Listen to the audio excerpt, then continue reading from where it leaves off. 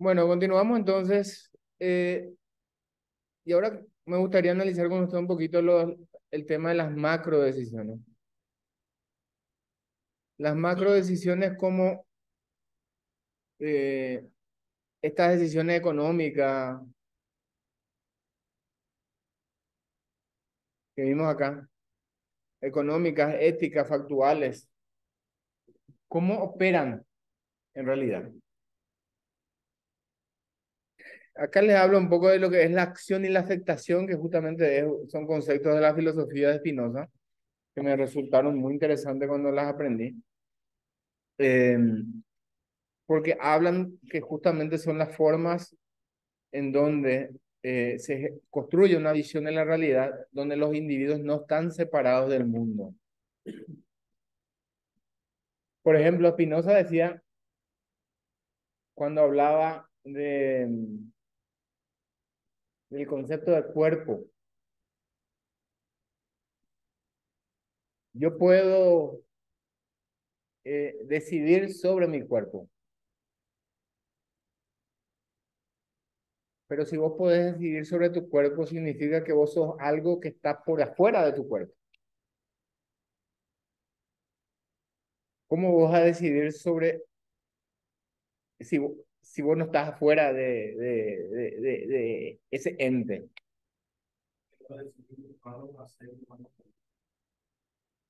Es decir, y él decía, no, es que vos no podés decidir sobre tu cuerpo porque vos sos tu cuerpo, ¿sí? Y entonces lo único que queda ahí es la acción, lo que vos podés hacer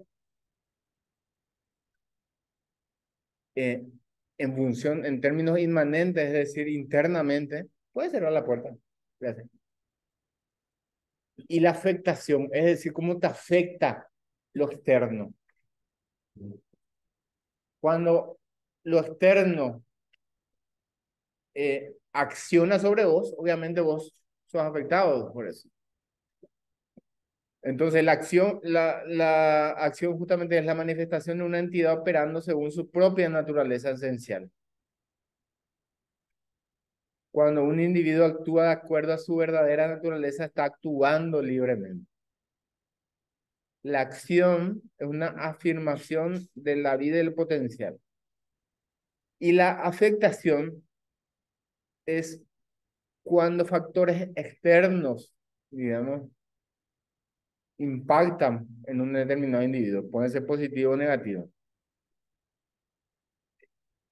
Y ahí entonces es donde lo que nosotros necesitamos definir son, en cada una de estas decisiones, cuáles son las acciones, es decir, los mecanismos a partir de los cuales esas decisiones se manifiestan, cuáles son los resultados, ¿sí? Los tangibles que se genera, que se crea a partir de esas decisiones o que se espera crear. ¿Y cuál es la meta? ¿Para qué yo creo eso? ¿Y cuáles son los drivers o los motivadores? Es decir, ¿qué me motiva, qué me lleva o qué le lleva a esa? Esto vendría a ser más o menos el deseo, ¿sí? Y esto es la acción que busca escaparse de la conciencia o del sufrimiento, ¿verdad? Y siempre, digamos, las metas que se busca es el bienestar o el desarrollo, ¿verdad? Ya sea social o individual. Entonces, así tenemos las decisiones políticas. ¿Y qué tipo de acciones estas decisiones políticas pueden eh, crear? Control, vigilancia, protección, cuidado. Todas esas son acciones políticas. Son macro decisiones políticas. Segregación, piedad, información, monitoreo. ¿Qué implica esto? Esto implica de que estas acciones políticas sobre qué impactaban. Si vemos acá en el gráfico, recuerdan que esto impactaba, las decisiones políticas impactaban en la estructura social. ¿Perdón? Cambiaba de orden. Sí, y el resultado justamente es ese, orden, justicia, progreso, equidad. Si nosotros hablamos de políticas públicas, por ejemplo, estaría acá. Pero esa política pública, nosotros muchas veces pensamos que está situada o que está cristalizada en el aire, ¿verdad? Y que la política pública no se vincula con nada, sino que es son los mandamientos. Pero eso está vinculado con todas las otras decisiones que vimos acá, ¿verdad? Por ejemplo, con las decisiones éticas, que es la respuesta a las decisiones políticas, en ese diálogo entre la estructura política y la estructura social. Y las decisiones éticas, ¿qué acción generan? Supervivencia, cooperación o no, deserción, creación, elección, el comportamiento. ¿Y cuáles son los resultados que se generan? Libertad, dignidad, reproducción, que buscan el desarrollo individual. ¿Y cuáles son los impulsores? Este deseo que tenemos de autodeterminación, el famoso libre albedrío. ¿Somos libres o no somos libres? ¿Mm?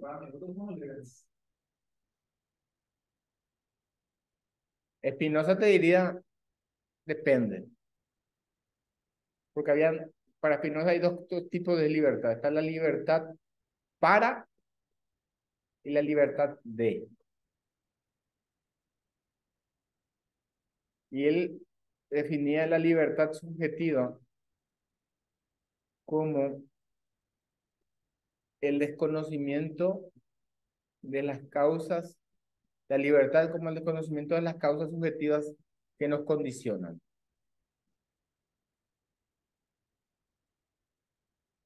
Yo me siento libre a medida que yo desconozca o desoya o no tome en consideración todas esas condiciones subjetivas que a mí me hacen estar hoy acá. La parte económica tiene que ver algo con la libertad. Y totalmente. Ustedes pueden hacer, son libres para hacer esta maestría, ¿por qué?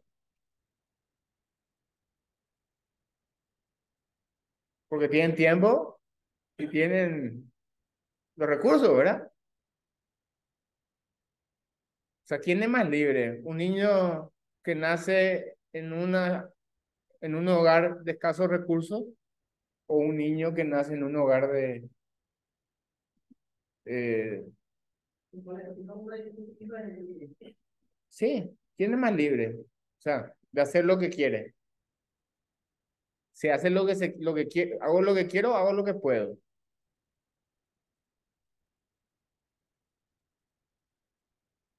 Schopenhauer decía, todos somos libres de hacer lo que queremos, pero no de elegir lo que queremos,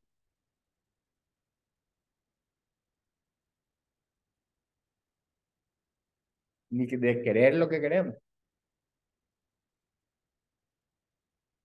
Ese nivel volitivo de segundo orden te limita mucho. Y ahí está el tema de la meritocracia, ¿verdad? ¿Hasta dónde llega tu mérito?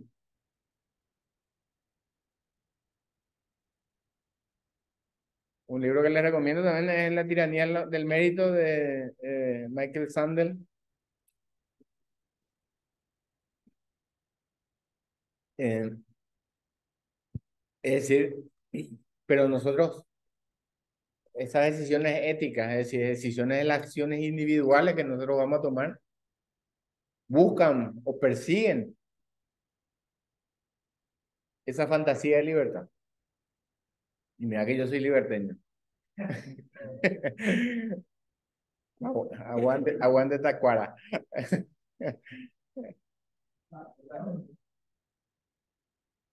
Y ya de cómo entraría por ejemplo, la moral hay muchas discusiones sobre lo que es moral y lo que es ética. La que más me convence a mí es que moral la palabra moral viene del latín y la palabra ética viene del griego, eh, pero básicamente tienen la misma raíz. O sea, moral es la traducción del latín, la traducción de la palabra ética al latín. Pero mucha gente dice de que lo moral tiene más que ver justamente con lo inmanente, con lo que yo creo, con mis creencias. Y lo ético tiene más que ver con lo que yo sé.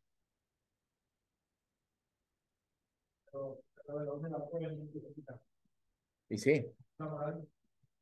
Y la ética normalmente te la conforma tu grupo social, ¿sí? Y ahí, y por eso, eh, fíjense, esta estructura social tiene dos decisiones. Tiene decisiones culturales y tiene decisiones éticas.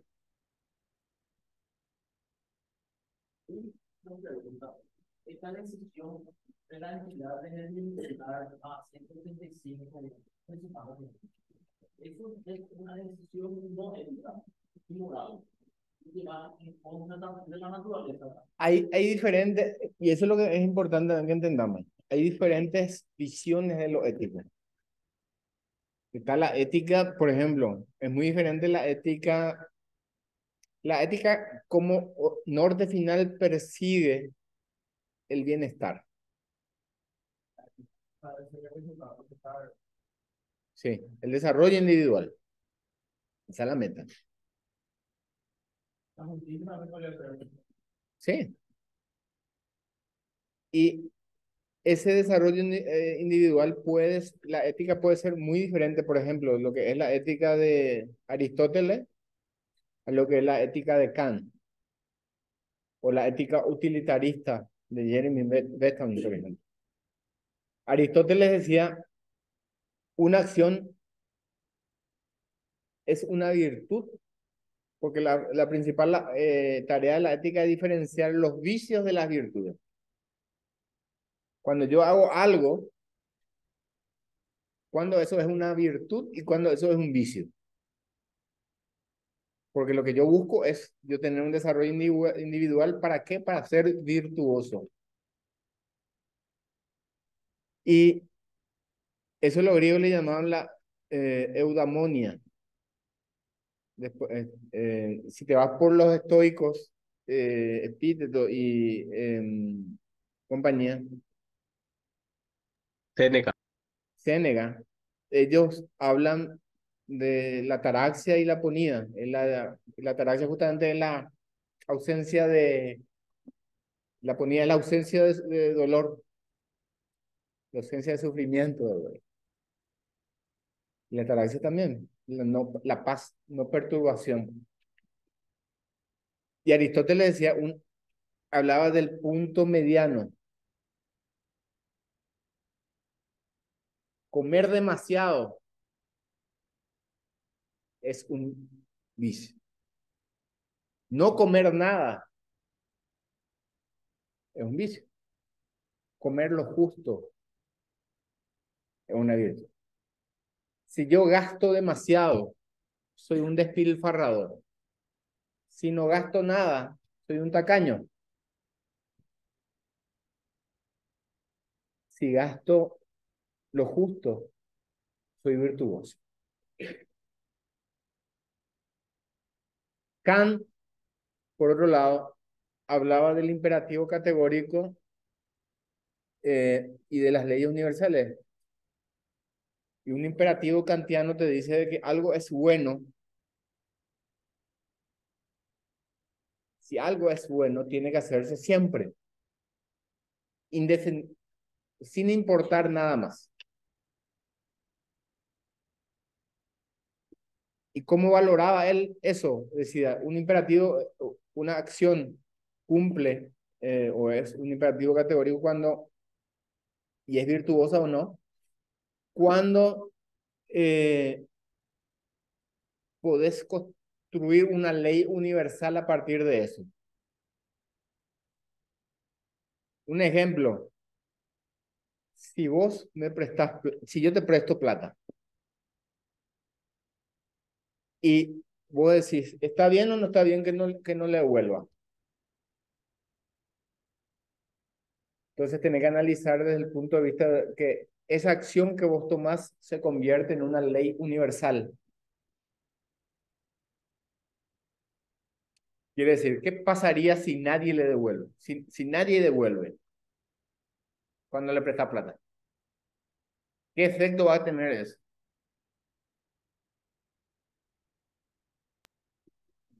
Nadie va Se a prestar. normaliza.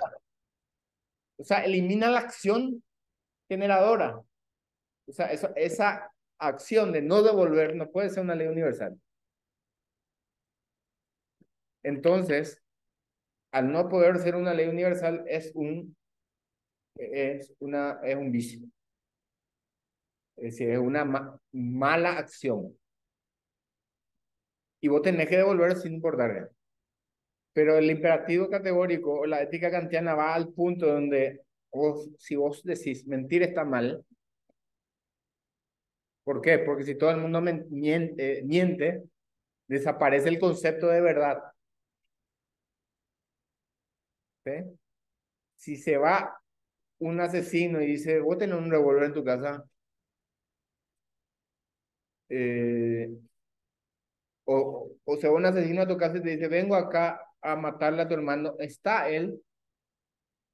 Vos le tenés que decir sí. ¿Por qué? Porque mentir está mal.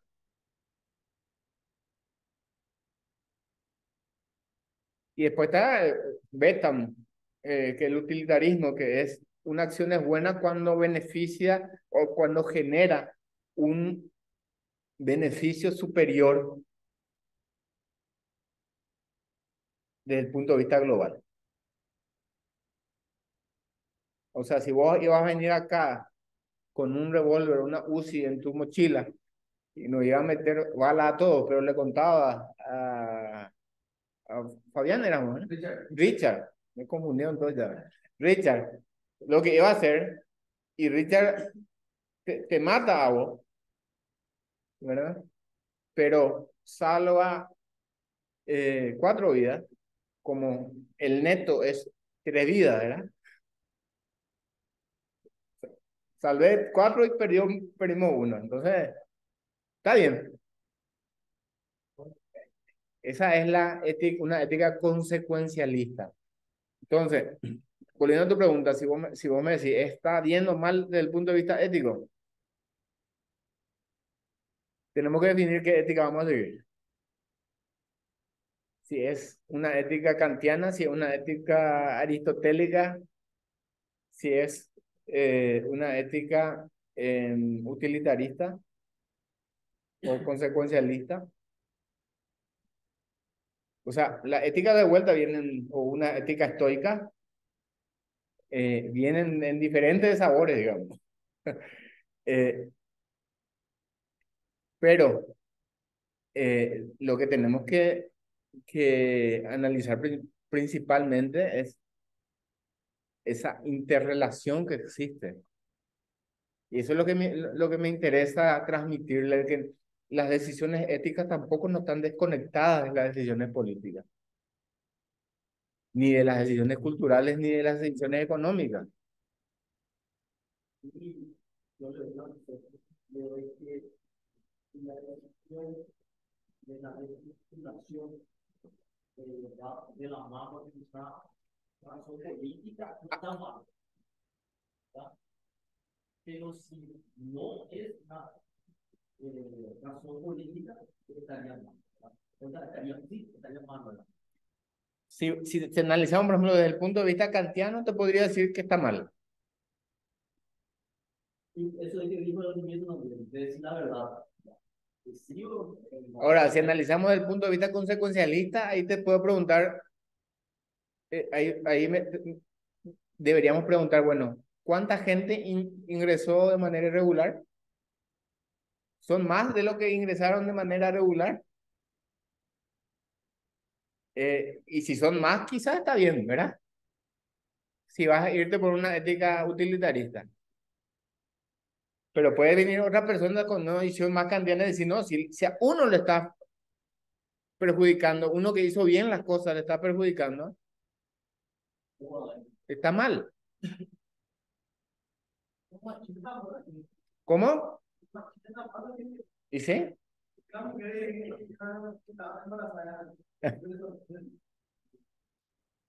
Eh, Después tenemos las decisiones culturales, ¿verdad? Se pueden ver también la cultura. Hay una frase de Cortázar que me gusta mucho de una definición de cultura que da a ver. Cortázar es Julio Cortázar, un escritor argentino. Él decía, la cultura es el profundo ejercicio de la identidad.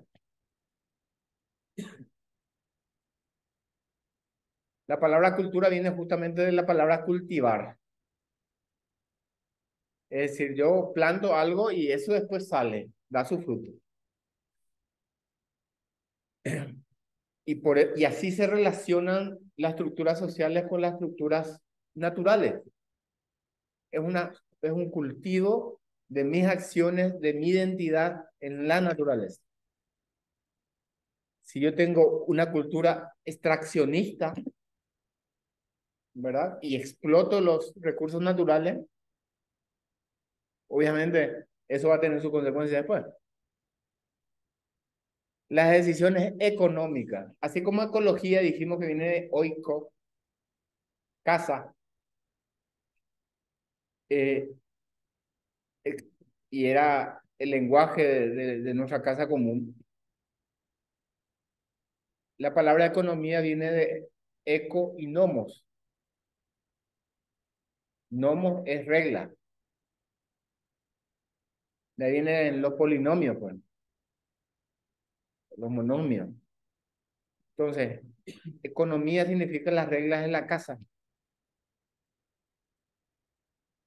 Lo institucional se comunica o se relaciona con lo natural a través de decisiones económicas. Yo trato de ordenar mi casa. Y aquí se inicia la valoración, aquí aparecen los mercados, la producción, la comercialización, aparecen como resultado la demanda, la propiedad, el valor, y busca el bienestar social. eh, y sobre todo un crecimiento social, ¿verdad? Una satisfacción de necesidades. Y finalmente las decisiones fácticas que son básicamente lo que la naturaleza nos comunica, che, esto no es así. Y aparecen los hechos. Yo salgo y digo, ¿sabes qué? Yo vuelo. Y en mi cultura nosotros podemos volar, entonces yo me subo ahí en el quinto piso, en el decimoquinto piso de un edificio y salto. Porque yo no creo en la ley de la gravedad. ¿Sí? La naturaleza se encarga de hacerme entender de que la ley de la gravedad está ahí, ¿verdad? Sin importar que yo crea o no. Y ahí aparece, sí, y que lo entienda. Ahí aparecen tres tipos de realidades. ¿Viste vieron que estamos construyendo la realidad? Están las realidades objetivas, realidades subjetivas y un tercer tipo de realidad que es la realidad intersubjetiva. Las realidades subjetivas son aquellas creencias que yo tengo que generan una realidad en mí, pero allá el día que yo me despierte y deje de creer, esa realidad cambia. Las realidades objetivas son esas realidades que yo no necesito dejar de creer, pero no necesito creer para que existan. Si yo creo o no creo, no importa, es la realidad. Y las realidades intersubjetivas son las realidades que requiere que un grupo de personas crea. Pero el hecho que yo deje de creer no implicaría que la realidad cambie.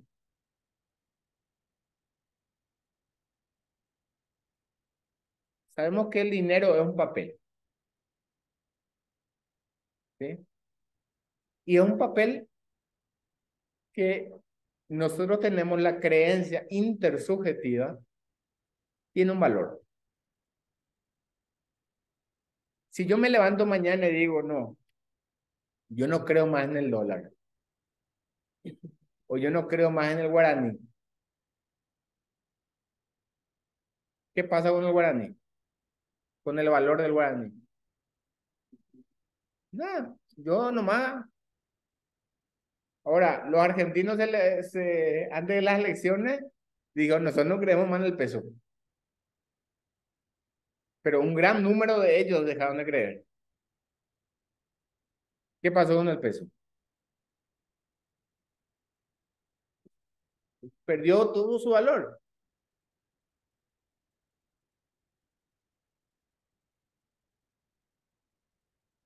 Las estructuras sociales se basan principalmente, y los individuos, en creencias o generan creencias subjetivas. Las estructuras institucionales, creencias intersubjetivas, y las estructuras naturales, creencias objetivas. Bueno, cargó este, no cargó. Voy a cambiar de muy pesada mi presentación. Pregunta.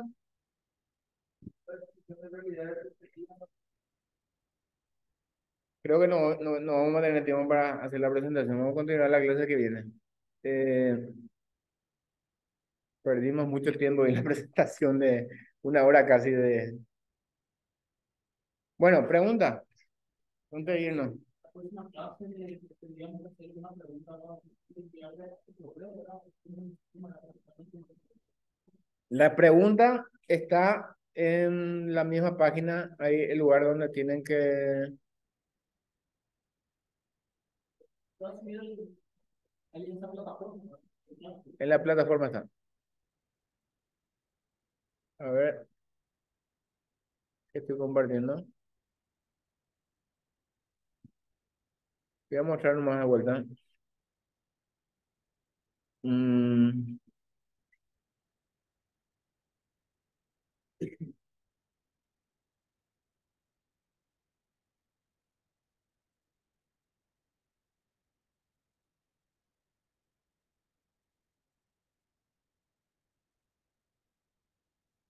bueno, quiero ver con ustedes por lo menos rápidamente para dejar la presentación esa,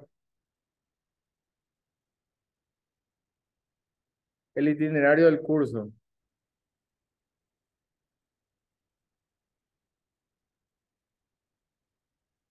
Porque no me...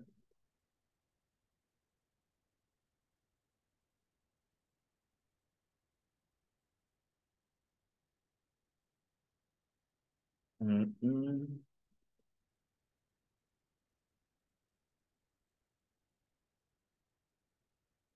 Bueno, básicamente el curso, como son 6 decisiones o 6 macro decisiones,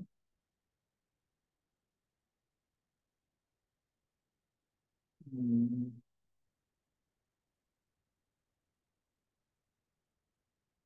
voy a compartir esta otra.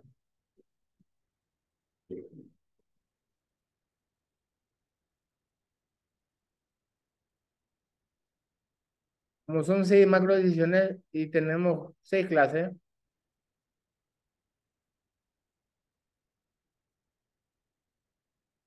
eh, no está cargando también. La primera, la segunda semana, acá está. El primer módulo, la primera semana, estamos viendo construyendo la realidad. Que a partir del miércoles vamos a analizar un poco de pensamiento crítico, vamos a analizar un poco de estas diferentes éticas que ya estuvimos hablando hoy y un poco de análisis ontológico, que es la parte más volada de nuestro curso. Después ya van a venir las ecuaciones. La segunda semana vamos a analizar toma de decisiones como individuo, que básicamente, por más que son decisiones institucionales las que son las decisiones económicas, esas decisiones institucionales tienen su lógica. Entonces, necesitamos desarrollar modelos económicos que sean regidos por esas lógicas por las cuales se toman decisiones económicas. ¿Sí? Entonces ahí vamos a ver las decisiones económicas y vamos a comenzar a ver también el tema de análisis de procesos jerárquicos, es una herramienta para tomar decisiones multicriterios. Es decir, cuando tenemos más de un criterio. Ahí es más difícil, porque normalmente tomamos la decisión en función de un solo criterio, pero cuando son varios los criterios, existen métodos de toma de decisión multicriterio. Vamos a ver uno de ellos. La tercera semana son tomas de decisiones bajo incertidumbre. La incertidumbre corresponde a decisiones factuales. ¿Por qué? Porque yo hago un pronóstico y digo, mi demanda de electricidad va a crecer así, pero no crece así. Entonces, ¿qué yo hago ante esa incertidumbre? ¿Sí? La cuarta semana toma decisiones en competencia. Es decir, yo compito contra mis propios, eh, contra mis propios eh, compatriotas o cosocietarios, digamos. O sea, personas con las que comparto la sociedad o la comunidad. Y ahí, digamos, se genera una tensión entre los intereses de los otros y mi interés. O sea, esas decisiones económicas que yo los puedo tomar como individuo impactan, afectan en las decisiones de los otros. Entonces, para eso vamos a ver teoría de negociación y vamos a ver un poco de teoría de juegos también. En la quinta semana, toma decisiones en sociedad, decisiones políticas. Y aquí ya vamos a analizar esas decisiones, tanto económicas como éticas, pero desde un punto de vista de poblaciones, con un poco de teoría de bienes públicos y teoría de juego evolutivo. Y por último, la decisión ecológica es cuando cerramos el sistema. Es decir, ya no estamos, estas cuestiones ya no están aisladas, sino que estas cuestiones están totalmente interconectadas. Y ahí vemos teoría de juegos contra la naturaleza, análisis de proceso jerárquico, que es procesos multicriterios, pero ya en redes, y sistemas dinámicos en donde se analizan justamente los lazos de retroalimentación entre las diferentes acciones. Es decir, vamos a ver un gran abanico de técnicas. Estamos viendo 1, 2, 3, 4, 5, 6, 7, 8, 9, 10, 11, casi una docena de técnicas de toma de decisión, pero todas esas técnicas concatenadas de una manera consistente en una visión o en un enfoque, un framework común. Es decir, este es nuestro patrón, este es nuestro modelo, las macro decisiones. Y nosotros tenemos que entender y ir construyendo cada eslabón por eslabón para finalmente poder concatenar todo. Respecto a la pregunta eh, de Darío, en la página web esta que tienen aquí, está donde dice actividades del alumno. Aquí abren esto y van a tener un formulario aquí. Este formulario lo completan y le ponen directamente acá la pregunta y envían. Tienen tiempo de enviar hasta antes de la clase. Cuanto antes envíen, mejor. Porque si hay dos preguntas iguales, se le considera al que envió primero, como les digo. ¿Cómo? No, es tipo un correo electrónico, no. O sea, ustedes me envían y eso yo recibo. Esta plataforma, usted, el link es por Zoom, ¿verdad? No, no, el link es este. Tómenle foto al QR. Puedo pasar en el grupo también el link.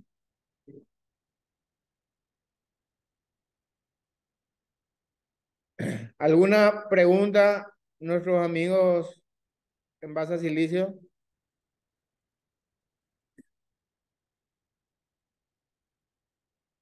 ¿Tanto ya por ahí? Sí, sí, estamos escuchando. Sí, profe. ¿Tiene sentido lo que estuvimos hablando o demasiado volado ya?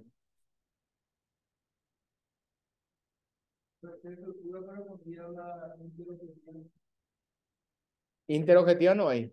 Intersubjetiva. Institucional. ¿Preguntas? Cuando hablemos sobre el sistema dinámico, ahí Martín González va a dar la clase. Él hizo su tesis sobre eso. No, yo ya no me acuerdo más, profe. ¿Cómo que no te vas a acordar?